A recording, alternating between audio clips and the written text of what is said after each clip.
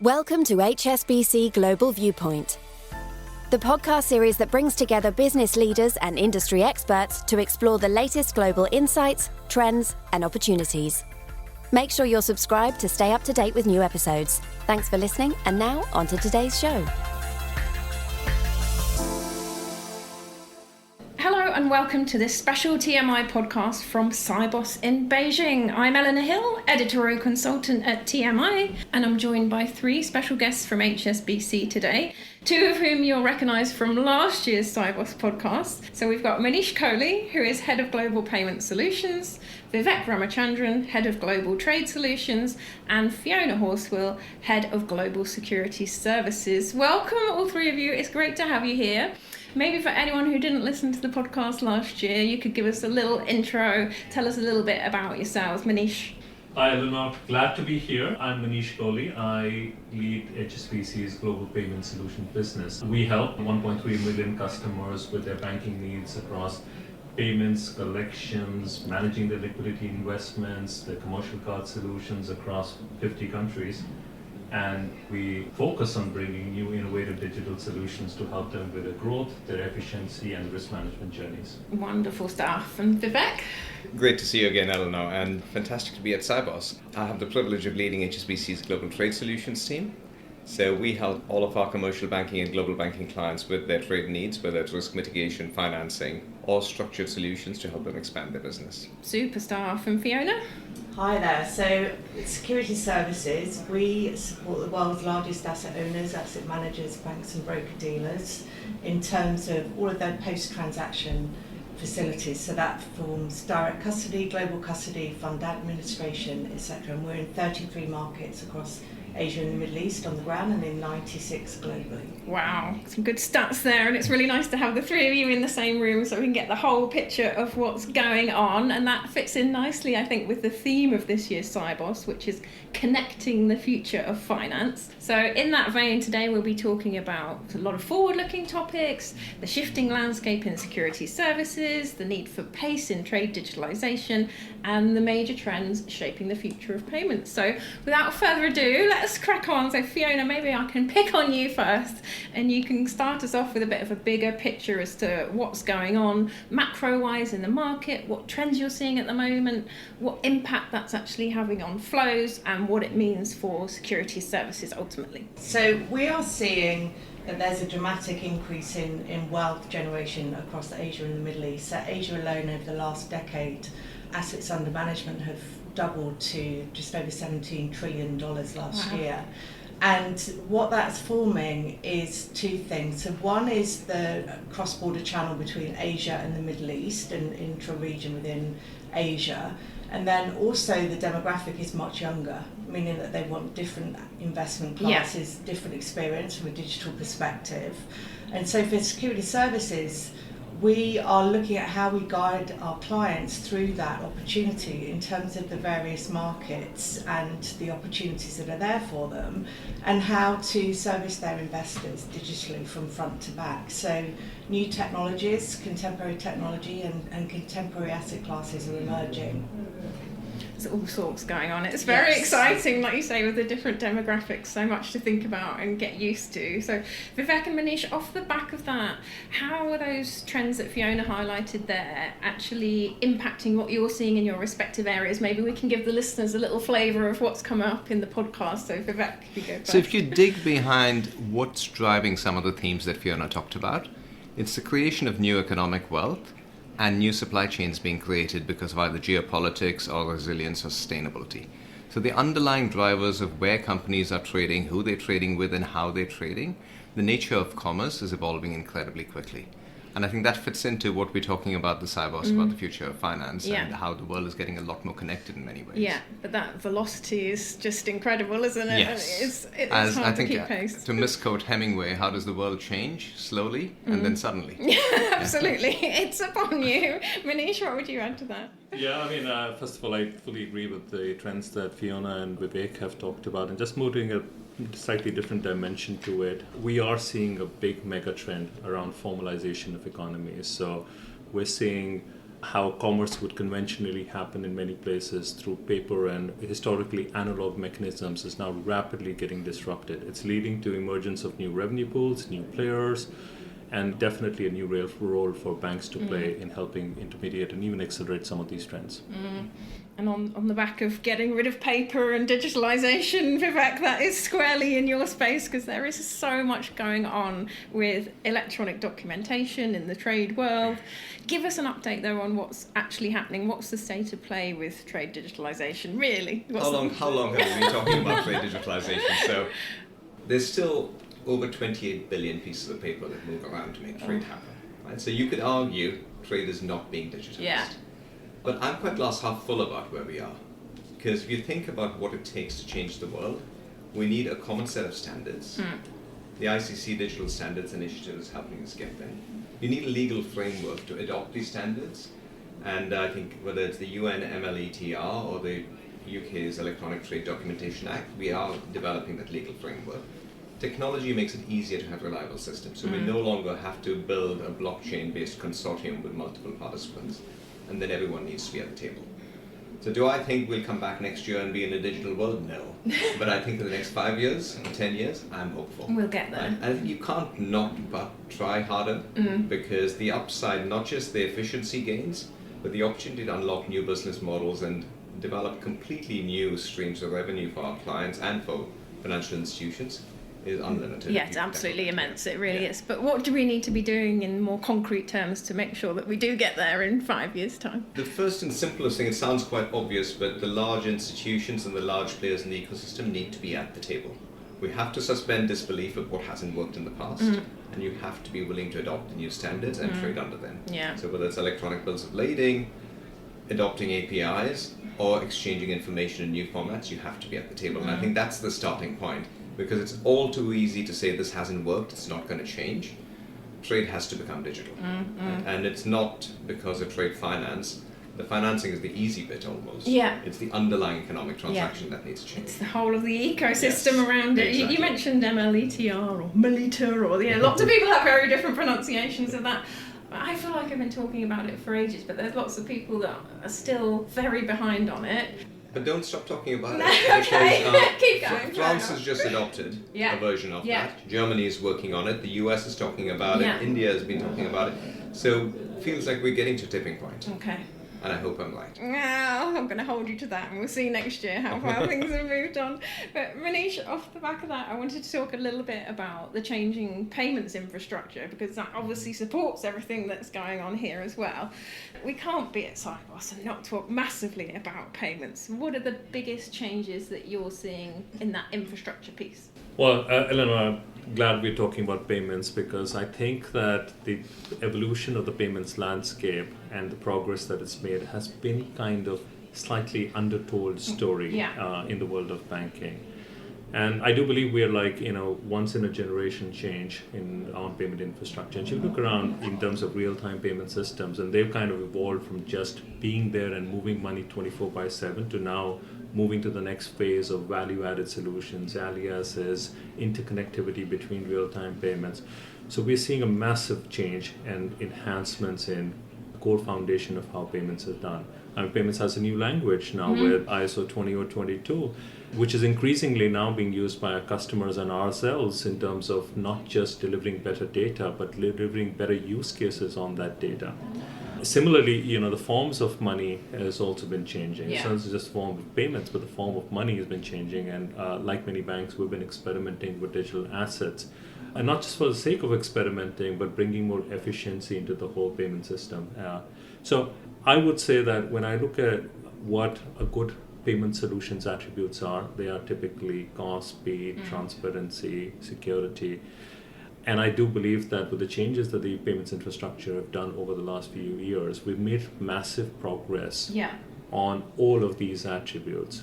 Now, there's a but I want to say, and the but is that I, however, feel there's more to be done, because I do not believe that the innovations in the payment industry have kept pace with the innovations in the industries that we serve, which like the services industry and commerce and how commerce has transitioned. So I don't want us all at Sibos to feel happy with the way we have progressed. I think it's a good time to look back and say we've made good progress, but there's a lot more to be done to serve our constituents. And I think, Manish, that can probably be true of banking overall. The world of commerce has moved faster than the world of banking. Yeah. And I think that's the opportunity and challenge for us. Yeah, but we've got all of these new business models that we're alluding to here. So what needs to happen in the payment space to enable you to catch up with those, do you think? Yeah, well, I think the opportunity for the payments industry is to adopt new business models, but actually drive the creation of new business models. Like we've had many of our customers who, when they are thinking of new solutions, so there's an asset manager that's thinking of creating a same-day encashment solution and allowing for redemption, they think of payments as an enabler. If we're thinking about the platform economy that wants to go global, they're looking at payments as a solution. If you're looking at a gig economy player that wants to attract two sides of both the suppliers as well as the consumer as a service, they look at payments as a differentiator. So my fundamental belief is that there is a lot that the payments industry can do, not just in terms of supporting this transition, but just making the art of the possible available to our customers in terms of driving some of these trends. And the good news again is that I see a lot of our customers being very keen to leverage the power of payments. And most of our conversation that we have with customers around, give us more insights about new technology. Simplify banking for us so we can be more nimble in how we create more business models of the digital business models. And all of that is actually a very positive trend that I'm seeing. Yeah, and to be fair to you guys have done an amazing job at educating customers on the practical reality of things out there and what's available, particularly coming back to ISO, because that is a topic that I keep hearing about from corporates. There was a discussion on a Treasury forum this week where someone had only just discovered about the changes to the structured address block. Well, I've been writing about this for so many years. So props to you for kind of doing that practical education and showing the art of the possible around the innovation side of things. But Absolutely. Vivek, with the changing business models, obviously that means different things for trade and supply chains as well. So what are you seeing moving on there? I'll build on what Manish was talking about, which is the future of trade finance with the new models is embedded, which is embedded in the destination platform, embedded in the customer journey. Yeah. Right? And payments and financing almost are two sides of the same coin when you talk about whether it's e-commerce platforms, procure-to-pay platforms. And that raises the bar for what banks need to do, because we need to have digital onboarding, digital decisioning, APIs to connect to new platforms. So a huge amount of work to be done to reinvent the business model, which we've traditionally been the destination for clients to come to. We now need to make sure our solutions are embedded wherever the clients are active, where the activity is taking place. Yeah, different lens of looking through very things. different lens, Yeah. but trade has been described as the last analog frontier in banking. Yeah. I think the future of platforms and e-commerce can change that. Yeah, there's a big momentum there, which is great, and we can see because I think 47% of all B2B commerce is digital today. Oh wow, okay. Which is a staggering statistic. Yeah. And that's a huge opportunity. Yeah, I'm sure I add a percentage point to that at least. Dreadful online shopping habits. Fiona, let's come to you and talk a little bit about new technologies and new business models and what that actually means in your world. With the new technologies, we're seeing that we're able to make investments more accessible to individuals. So if you think about issuing bonds digitally, what we've seen over the last 12 months is really the emergence of those bonds being issued digitally, natively, and then continuing. And also tokenization of assets like gold. We're seeing that the retail market in Hong Kong is really picking up there. And so again, what that means is that investors are able to access assets much more readily than they have been able to previously. So again, back to the point on the emerging wealth across Asia and also the demographic there. And then specifically what we see for security services is that we play an integral role in terms of bringing that ecosystem together. So working across the markets with FMIs, with regulators, with clients, and educating and building that critical mass to make sure that that is progressive. And a further point to note is on the asset management side, what we're seeing is that we are very integral again to making sure that they fulfill their regulatory obligations, that there is data management that is practiced in the right way there, and really facilitating those opportunities again for asset managers. Brilliant stuff. And Manish and Vivek, anything else off the back of that? I'm conscious that we're at Sibos and we normally talk about collaboration with fintechs and we haven't entirely gone down that route. Or do you see any other innovative tech going forward that we need to touch on that we haven't, Manish? Yeah, I made this point at one of the panels yesterday, Eleanor. I'll just probably repeat it. It is very encouraging to see how the collaboration between fintechs and banks is progressing. We have multifaceted relationships with fintechs. We look at them as customers, we look at them as solution providers as we build out new propositions, and we also look at them as an investable class where they are aligned to our strategy. And the comment I made yesterday was that the evolution and maturity on both banks and fintechs is evident for the fact, like 5 years ago, you would always have conversations around who owns the customer. And I regret being in one panel, we had a big debate on this. And I remember rolling up my eyes and said, well, in financial services, none of us own the customer owns us, and we all have this little role that we have to play to support them. And I just feel very happy that over the last couple of years, I've not heard that conversation, that phrase at all. Yeah. But that's the beauty of Sibos, because we're sitting down with competitors who are also customers, and we're their customers too. And I think that relationship now extends to a lot of fintechs. Yeah. We compete with them in some places. Yeah. We serve them in many others, but we also collaborate to develop common solutions. Yeah, the dynamic has changed Yes, exactly. enormously. Yes. So if we think back to 5 years ago even. But bringing it back to your question on digitization, we're not going to solve this by ourselves. No. It's not a banking No. system challenge. You need everyone in the ecosystem, the banks, the Yeah. shippers, the freight forwarders, and tech providers to all step up and play a part. Yeah. That's why they say banking is a team sport. It is. Well, we've done a great job here today of putting the world to rights and telling everyone what we need to do going forward. So with that whistle-stop tour of innovation done, what would be your key takeaways for our listeners? Let's go down the line and start with you, Manish. I would say, Sibos is always a good reminder to me of this, that this is a very unique moment for all of us in banking.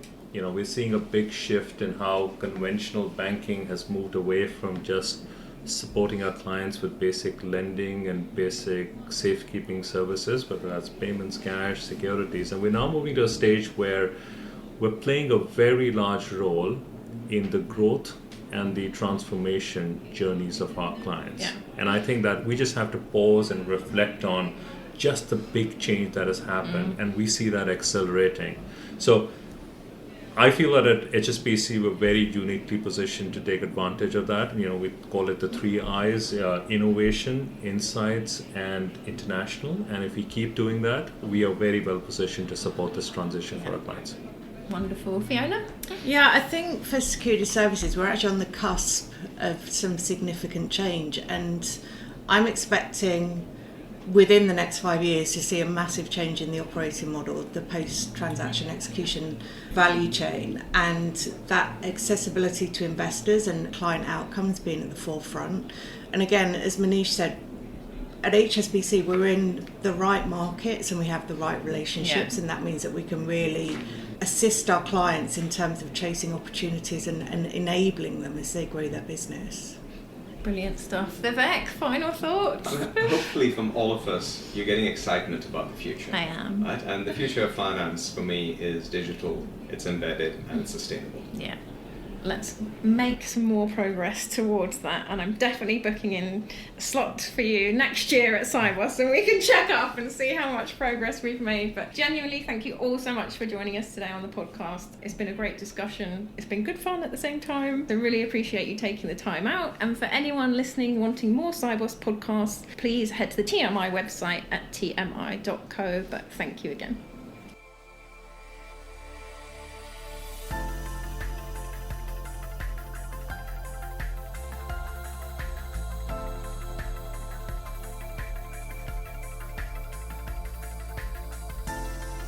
Thank you for joining us at HSBC Global Viewpoint. We hope you enjoyed the discussion. Make sure you're subscribed to stay up to date with new episodes.